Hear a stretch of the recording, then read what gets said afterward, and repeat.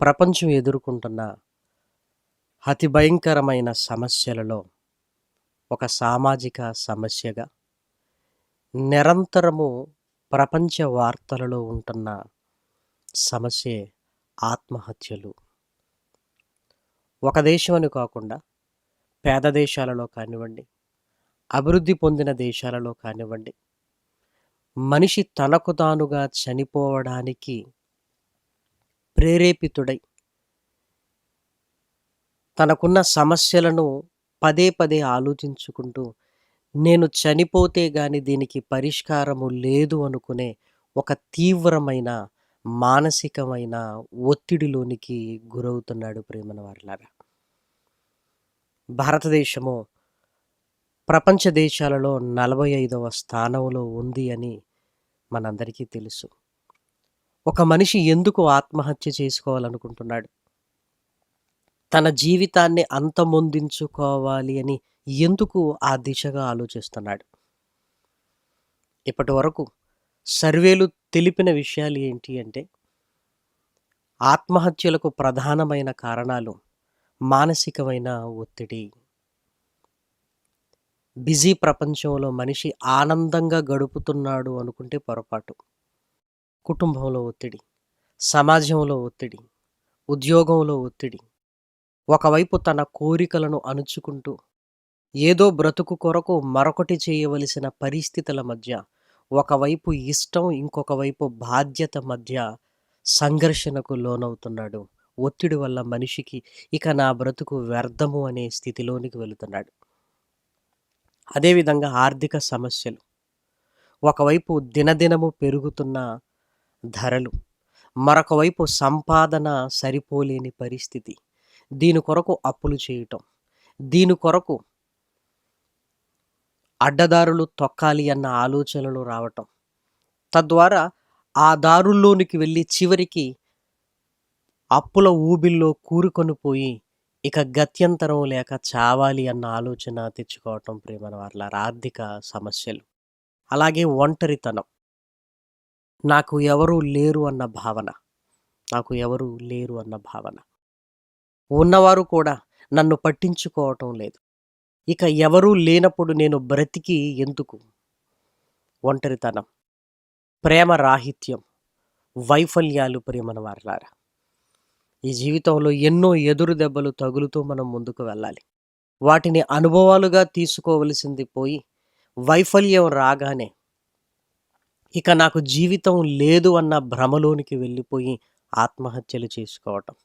చివరికి 10th class fail అయినా ఆత్మహత్య చేసుకుంటున్నారు అంటే ఎంత దయానీయమైన పరిస్థితులలో మనిషి ఉన్నాడో ఒక్కసారి ఆలోచించండి. తల్లిదండ్రులు ఏదో అన్నారని ఆత్మహత్యలు, తండ్రి మందలించాడని ఆత్మహత్యలు, ఇవన్నీ నిత్యము పేపర్లో మనకు కనబడుతూనే ఉన్నాయి ప్రేమన వారలారా. ఇప్పుడు పేర్కొనబడిన కారణాలన్నీ కేవలం మనుషులకు అందిన కారణాలు ప్రేమన వారలారా.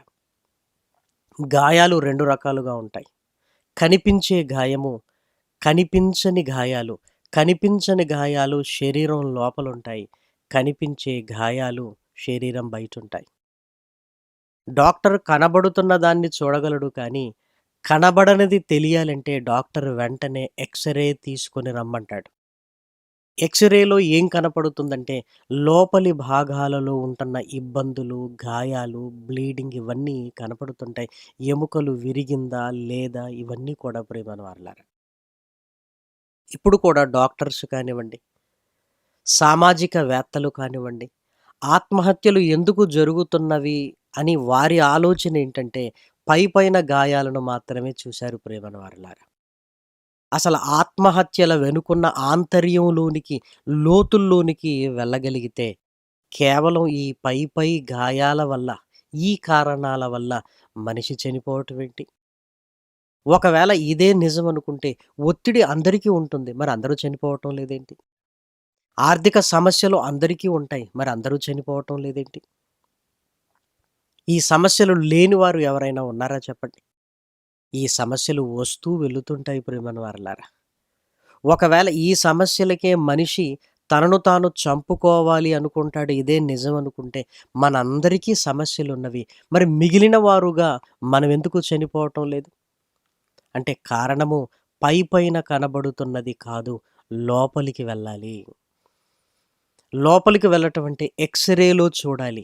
ఎక్స్‌రేలో చూడటం అంటే ఏంటి అంటే, సమస్యను పరిశుద్ధ గ్రంథము దగ్గరికి తీసుకొని వచ్చి మనం ఆలోచిస్తే, ఒక డాక్టర్ ఎక్స్‌రేలో చూసినప్పుడు లోపలి సంగతులు అర్థమైనట్లుగా సమాజపు స్థితి మనకు అర్థమవుతుంది ప్రియమైన వారలారా. ఎందుకంటే పరిశుద్ధ గ్రంథాన్ని దేవుడు రాయించాడు. దేవునికి తెలియనిదేముంది? మన అంతరంగాన్ని గురించి దేవుడికి తెలియనిది ఏముంది చెప్పండి ప్రియమైన వారలారా. అందుకే పరిశుద్ధ గ్రంథములోనికి వెళ్ళి ఒక్కసారి మనం ఆలోచించడానికి ప్రయత్నం చేద్దాం. ఈ ఆత్మహత్యల వెనుక అసలు ఆంతర్యం ఏంటి? అసలు కారణం ఏంటి? మనిషిని ఎవరు ప్రేరేపిస్తున్నారు? చావు దగ్గరికి తీసుకొని వెళుతున్నారు? తనను తాను చంపుకునేటట్లుగా చేస్తున్నారు అని చాలా జాగ్రత్తగా మనం ఆలోచించగలిగితే, కీర్తనల గ్రంథము 139 అధ్యాయము 16 వచనాన్ని దయచేసి చూడండి. నేను పిండమునయ్యుండగా నీ కన్నులు నన్ను చూచెను. నియమింపబడిన దినములలో ఒకటైనా కాకమునుపే నా దినములన్నీయు నీ గ్రంథములో లిఖితములాయెను. దేవుడు మన పుట్టుకను, మన మరణాన్ని వ్రాసుకున్నాడు. ఏ రోజు మనం భూమి మీదకి రావాలి, ఏ రోజు భూమిని విడిచిపెట్టి మనం వెళ్ళిపోవాలి. మనం బ్రతుకు దినములన్నీయు దేవుడు తన గ్రంథములో వ్రాసుకున్నాడు. అంటే చావు, పుట్టుకలు దైవాధీనము. దేవుని ఆలోచన ప్రకారంగా ఈ భూమి మీదకొచ్చాం. దేవుని ఆలోచన ప్రకారంగానే ఈ భూమి మీద నుండి మనం వెళ్ళిపోవాలి ప్రియమైన వారలారా. పుట్టుక మనం అనుకున్నప్పుడు పుట్టామా? అలాగైతే చావుని ఎందుకు మన చేతుల్లోనికి తెచ్చుకుంటున్నాం? పుట్టుక మనం అనుకోకుండానే జరిగినప్పుడు, చావు కూడా మనం తెచ్చుకోకూడదు. అది రావాలి ప్రియమైన దేవుని పిల్లలారా. అది రావాలి. అలా అని నేను చనిపోతేనే కానీ చావు రాదు అన్నట్టుగా ఏమీ లేదు. పుట్టిన ప్రతి వాడికి చావుంది ప్రియమైన వారలారా. అది ఎలాగూ వస్తుంటే దానికి ఎదురుపడి దాన్ని తెచ్చుకుంటున్నాము అంటే దేవుడు దీన్ని క్షమించగలుగుతాడా? భారత చట్ట ప్రకారము ఆత్మహత్య చేసుకోవటం నేరమని మన శిక్షా స్మృతిలో రాయబడింది ప్రియమైన వారలారా. చట్టమే తనను తాను చంపుకోవటం నేరంగా పరిగణిస్తున్నప్పుడు దేవుడు మాత్రం దానిని నేరంగా పరిగణించడం ఒక్కసారి మీరు ఆలోచించండి. ఒక్కసారి మీరు ఆలోచించండి. దేవుడు దానిని నేరంగా పరిగణిస్తున్నాడు అని మనం అర్థం చేసుకోవాలి ప్రియమైన వారలారా.